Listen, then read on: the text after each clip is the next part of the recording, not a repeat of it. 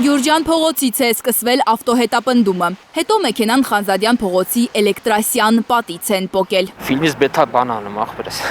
Երեկ երեկոյան են երկու քաղաքացի Մերսեդեսով անտեսելով ոստիկանների կանգառի հրահանգը բարձրացել հողաթմբի վրա ու բախվել Էլեկտրասյան բետոնե մասին։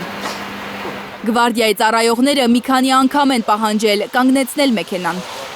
Վարորդը ոչ միայն չի ենթարկվել Գվարդիայի ծառայողների պահանջին, այլև վրաերթի է ենթարկել երկու ծառայողի։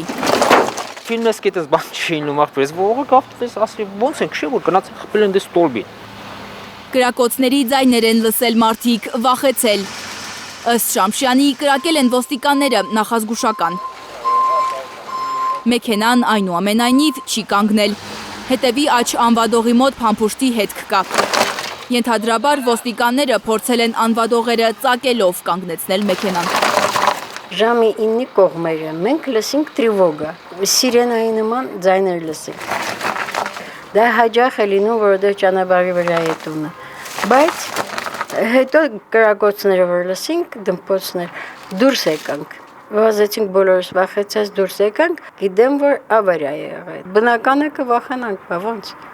Ցավել կաբրինք թե ինչ այդպես բաներ լինի։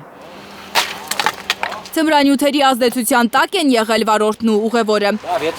Քննչական կոմիտեում վարույթ կա նախաձեռնված թմրամիջոցների շրջանառության եւ իրացման պաշտոնատար անձի նկատմամբ բռնություն գործադրելու հոդվածներով։ Երկու մարդ է ձերբակալվել, վրաերթի ենթարկված ոստիկանները թեթև վնասվածքներ են ստացել։ Նրանց կյանքին վտանգ չի սպառնում։ Լանա Համբարձումյան, Հայկ Ավանեսյան, Աշոտ Մնոյան, Հայլուր։ Հայաստանում և աշխարհում տեղի ունեցող իրադարձությունների մասին առաջինն իմանալու համար բաժանորդագրվեք մեր ալիքին, սեղմեք զանգակը, որ բաց չթողնեք ամենահրատապը, ամենակարևորն ու հետաքրքիրը։